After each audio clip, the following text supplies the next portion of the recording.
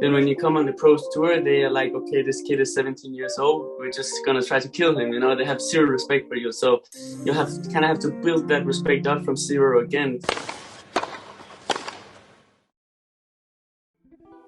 Well, hey, tennis people, welcome back to The Slice. I'm Steven, and if you're new here, hit the subscribe button so you don't miss any future interviews like this one with Danish superstar and friend of the show, Holger Rune, for his second interview with The Slice. We get into a lot of things, and it's a great chat. If you want to be involved in interviews like this in the future, join the Front Row Show, which is our Patreon channel. You can support The Slice, and in doing that, you get the opportunity to send in questions to ask the players that we interview. The first question I asked Holger today is from a Patreon supporter. So join the Front Row Show because The Slice is tennis media for the next generation, and it's happening here. Thanks for joining us. This is our interview with Holger Rune. Enjoy the chat. All right, Holger Rune, back on The Slice. Welcome back to the show. How are you doing? Thank you. Yeah, I'm doing great. Thank you. I've had a great preseason so far and getting myself prepared for Australia. So I'm very excited about that. Yeah, I was going to ask, what's next for you? Is it Australia? Are you heading down under? Yeah, the next tournament is going to be Adelaide. The first two actually is the plan to be playing in Adelaide before Australian Open. So, I feel already well prepared because, as many of you guys know, I've been playing a lot of matches this year. So didn't really have a lot of time for practice, but it really feels great to settle these things down and, really to work deep inside some things. And that's what we've been doing. And really feel like I improved this month. Well, that's great to hear. So are you getting wild cards into those tournaments, or are you just going straight into the qualifying? The qualifying of those, yeah. Yeah, cool. Yeah. Cool. Well, we'll get some more of your goals and plans for 2022, but just to update any of our fans who watched, and they might not remember, last time we talked was in May 2020. It was when the lockdown had just started, kind of COVID had just shut everything down. And it's been a remarkable last year and a half for you. Just to update people, at that point, you were ranked 827 in the world. Now you're ranked 103 in the world. And you might have even been ranked higher if it weren't for the COVID rankings. Is that right? Yeah, that's totally correct. Yeah, we all know, bro. It's all good. But anyways, yeah, in that last year and a half, you won 3 Futures titles in the fall of 2020. You won 3 Challenger titles, Bergamo, Verona, and San Marino in 2021, made 2 ATP quarterfinals of tournaments, and 1 Grand Slam main draw, where we all know you played the man, Novak Djokovic. So just, yeah, has anyone played more tennis than Holger Rune in the last year and a half, do you think? I don't think so, actually. I've been playing so many matches and almost nonstop the whole year. I think if I remember, I maybe only had 1 break from like 2 or 3 weeks in May when I twisted my ankle, so I was kind of forced to it. So, but since then I've just been playing every week because then I made final of the Challenger, so I got the special exam for the next week, then made another final, took the special exam, and just played on. So, and then I got a better ranking, could get into the Challengers and really grind some matches out there. And I think especially the Challenger tour have really been helping me growing my game, finding what my game is like here on the tour, and really, building some good things up. So I was already, this year well prepared for some ATP tournaments and played some good matches there. And especially, the US Open and playing against Novak was an unbelievable experience, to play with such a big crowd supporting you and, take 1 set from this guy is great as well. So I'm really proud of this moment. Well, man, yeah, it was awesome to watch you. And like I said, I watched like a lot of those Challenger matches, the ATP matches, and then not gonna lie, when you were playing Novak Djokovic in the US Open, because I'd interviewed you before, I was 1,000% cheering for you, and it was just awesome to see you. Really, I feel like I appreciate that. Yeah, step up to the level, and you really played. I feel like some of your best tennis then, and like, it was just awesome to see you go against Novak. My first question is, when we talked last time, we were talking about the difference between, the juniors and the futures, basically. What do you feel like you did? And one of our Patreon supporters, Charles Friesen, asked, what did you do to take your tennis to the next level, to go from, futures player where it was tough at the beginning, futures player, to now, like, I would say, like, definitely like an ATP high challenger player? Like, what do you think you did the most change? Yeah, I mean, it took a lot of work because it was not easy going directly from juniors to seniors because it is a different game, you know. In the end of my junior career, I won also some matches because they had so much respect for what I did. And then when you come on the pros tour, they are like, okay, this kid is 17 years old. We're just gonna try to kill him. You know, they have zero respect for you. So you have to build that respect up from zero again. So that's one thing. And also, you know, you have to accept that there is almost like 1,500 people that can play, and there's a lot of guys who have to come through, and a lot of tough matches, tough battles, and in different conditions, maybe not the best condition when you're used to the junior grand slam and stuff like this. So it was really strange in the beginning in a way because you're used to play the highest tournament in the junior tour, so it was kind of weird. But then, you know, after the COVID, I came out and played a lot of futures, making finals, winning some, and started the year the same way. And then after, I felt ready for the challenges, and then I was very, you know, satisfied that I could get the wild card into the tournaments in South America, and I really took my chance in Chile and played a lot of good matches there. Kind of, you know, made my first quarters there, and really, you know, built a lot of confidence and a lot of respect. You know, behind me and everything, and then, you know, we hit down to the challengers, and that was kind of, you know, after the futures, the plan was to play the challengers, but then I was so lucky to get these wildcards, so we took the chance, and I think it was good because already there I feel like, okay, I belong here, and that's what I could really feel in the challenger, because there I just feel very comfortable, you know, in what I did, and won a lot of matches, and I think this is the best preparation for the tour. Yeah, that's awesome. Were you worried at the beginning, and was it, I guess, great to see that your game, like the game you had in the juniors, the forehand, the serve, I feel like your serve got better. Was it really awesome to see? It must have been awesome to see that forehand still did damage on the ATP level. It still did damage to anyone, like even Novak, right? Like when you were hitting good, when you're hitting the ball well, it matched up with anyone out there. Was that, like, how did you feel with that, the level? Yeah, I feel incredibly good because often when you see them on TV, you feel like, oh, you've got to hit such a great shot to win the point against these guys. And you have to, but, you know, it feels kind of surreal, you know, because you don't know, like, how much it takes. And when you actually, you know, play against these guys, you see and you get to know what it takes to win points against these. And that's also a huge confidence boost, you know, to be able to hit winners, to play rallies with the guys up there, even, you know, some matches against like Carreño Busta also, to play close with him, beating Sonico. And these guys, I know it takes a lot of hard work and a lot of, a lot of fighting spirit in the match, but also I can be up there when I'm getting 100%, and that's a very good sign.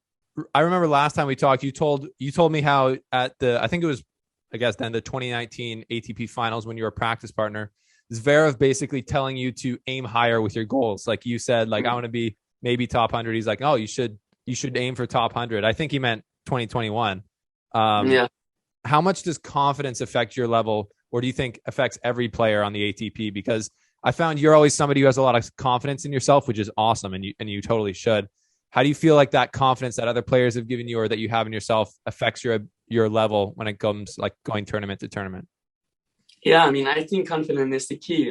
Basically, you know, if you have confidence in yourself, you can do big things, and it doesn't matter if you did the win, so you should have confidence, or you lost a lot of matches and still have confidence. It doesn't really matter if you believe in yourself and you have that confidence, which I have, and I tell myself to have. It's easier because then when you're on the court, you fear nothing. You just go out there and fight, and you believe always you can win, even no matter who you're playing against. It's a tennis match, and you know, anything can happen in sports. So that's what I'm trying to tell myself, and really build on, because I think that's like one of the key to win matches, to really believe in yourself, because if you don't, you're gonna lose them for sure. Yeah, I agree, and I love the way that you've always talked about it. Like, I want to be, win Grand Slams. I want to like get as high, to world number one.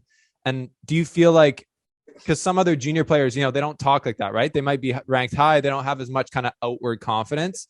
And a lot of junior players have a really hard time transitioning through the challengers. It takes a lot longer than you have. You did it in like, you're not through you'll play maybe some challengers in 2022, but like, I feel like that confidence helped you even when you lost 2 or 3 matches in a row, like sometimes you did in 2021. Like, do you feel like you were able to just to snap back because you just kept believing?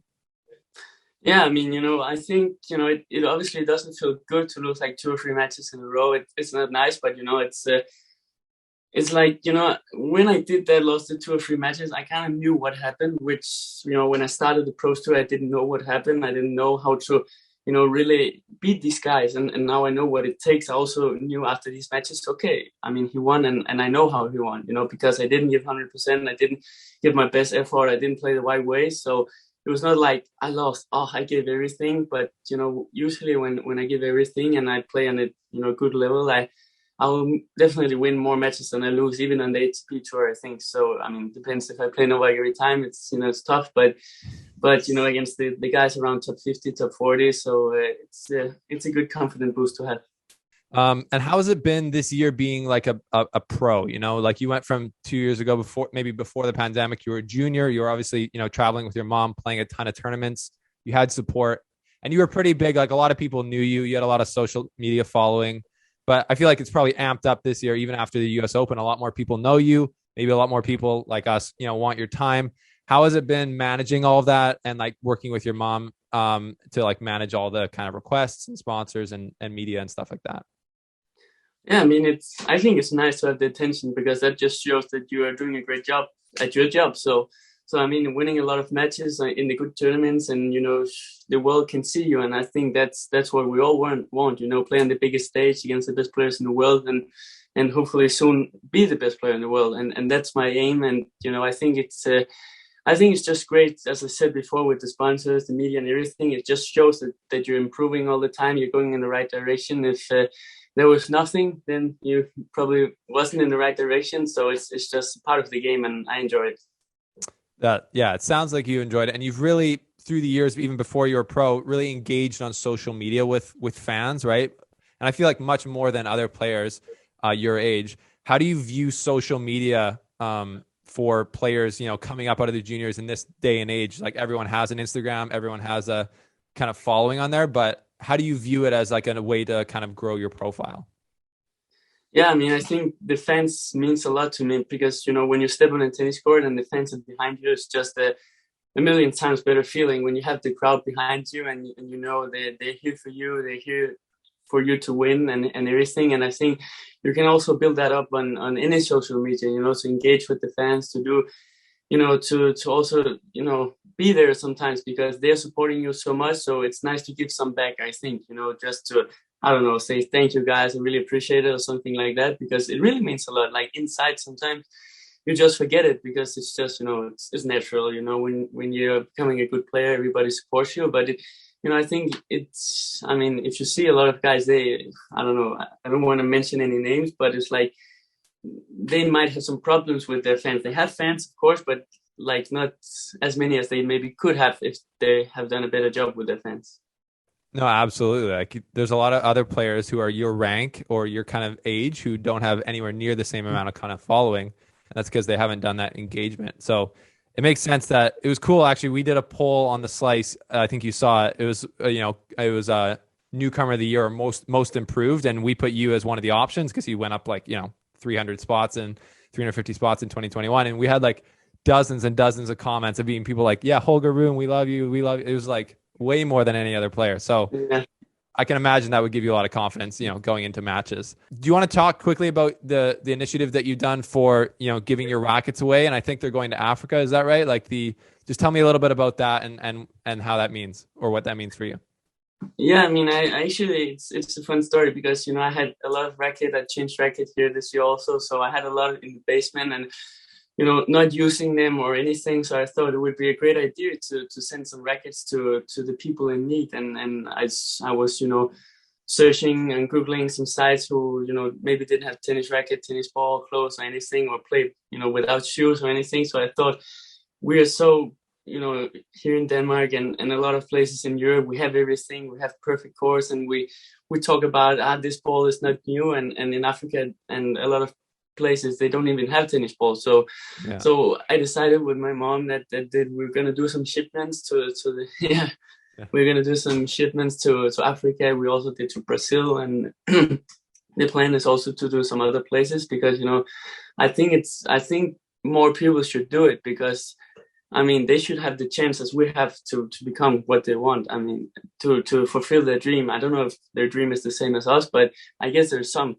So I think they should just have a chance. I mean, so they have rackets, they have balls, anything, and I think that's a good initiative by us. But I definitely think more people should do it.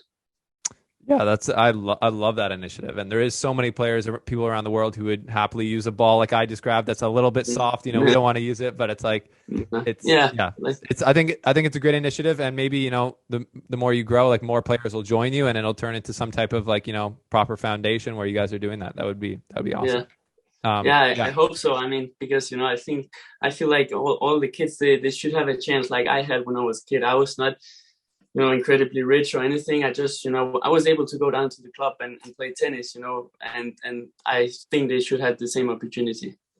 Yeah, absolutely. And we'll do at the Slice. We'll do what we can to help spread the word on that because it's an awesome initiative. Perfect. That's great. Last question here. Well, we got to talk about it. You played Novak Djokovic on Arthur Ashe court. Like I said before, I was 1,000% cheering for you, just because I felt like we had this connection. I was, watching it with my family. I was yelling at the TV. You were getting psyched up on the court. You were fist pumping. We were all going crazy. It was awesome.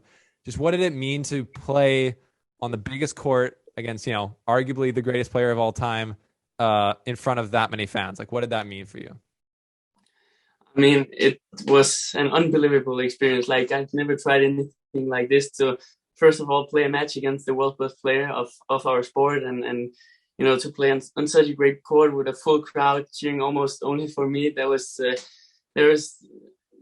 didn't really feel real. When I was on the court, I didn't even realize too much. And when they yelled my name, like Rune, I thought they were yelling boo, and I didn't know what was happening. So, and then after I figured out, and I just got goosebumps and I even did on the court also when they were screaming and cheering for me because I've never tried anything like this to stay with a full crowd. I think only Roger Rafa tried something similar, and so I think it was definitely, I think the second set was some of the best tennis that I've played, and I was physically feeling really good and really giving it all. But what I could take out of that match is there's definitely room for improvement physically and mentally, maybe to save some energy in these kind of matches, because there was my first best of 5 set match also.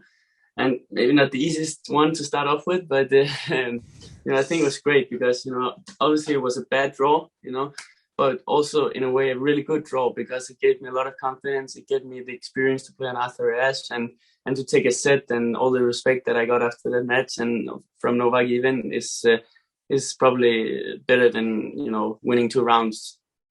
Yeah, or losing to somebody on the outer courts and not as many people watch it. Like, do you feel in that second set, I was watching it back again today, I think you got a lot of respect from Novak and from anyone, and because some of the commentators didn't even know who you were, and I was like, you guys, you got to know who, who Holger Rune is. It didn't feel like you were redlining or going playing out of your socks to play that second set. It looked like you were playing within yourself, and your game was just good enough to hurt Djokovic. That must have been an awesome feeling. Yeah, it was. I absolutely didn't play my best tennis. I played well. I would say, I played well and I took the right decision. That was all, but I didn't feel the ball like crazy. Obviously there's a lot of tension as well. So I was not swinging full on every shot, but I think it's great to see when I'm physically 100% and mentally staying in the moment and playing some good tennis and playing with, playing smart and trying to figure out a way to win. I'm a great player, if I can say, it's good to see. And it's like also mentally nice to see that you can win a set against the best player in the world. Yeah, that's facts. And that's awesome to see. Looking forward to much more of that in the next bit. So goals for 2022. I know you're a big goals guy. You like to say what you want to do. What would you say your goals are for 2022 for the people? My goal is to be number 1 in the world. No, I'm joking. That's too high. No, my goal is to be top 25 when the year ends. This year was top 100, and I would have been 66, I think, without this frozen thing. Okay. So it's kind of achieved, but 100 is fine. I got into Australia, so that's cool. But, next year, as it should be normal, I should have a chance to break through the top 25. And I know I have the level to it. I've beaten players up there like Sonego, playing close with Buster and Novak, these guys. So I know what it takes, and it obviously takes time because even though I have the game, you have to get the results as well. But 1 year is a long time, so let's see what happens.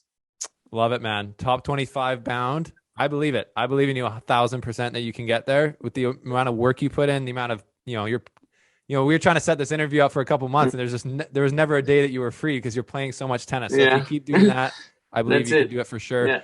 So I'll see you in 1 year. Sorry? I'll see you in 1 year again for the interview. Sounds good. We'll chat at this time next year. I'll just get your mom to schedule it right now. And I think you can do it for sure. What are the first tournaments you're playing? I know you said Adelaide pre-Australia. Are you into the main draw Australian Open straight away? Yes, into the main draw of Australia and qualis in Adelaide. Perfect. And then do you have any plans after Australia, like Delray Beach or any of these types of tournaments? The plan is to play in South America. That's what we're playing because there I might have a chance to go into main draw directly. So that would be great. And especially from last year, I have pretty good memories from there. And even though there was no fans, in some way I gained some fans. So I want to go back there. Yeah, that'll be great. They love you in South America. You love the clay. Is clay? That was one other question.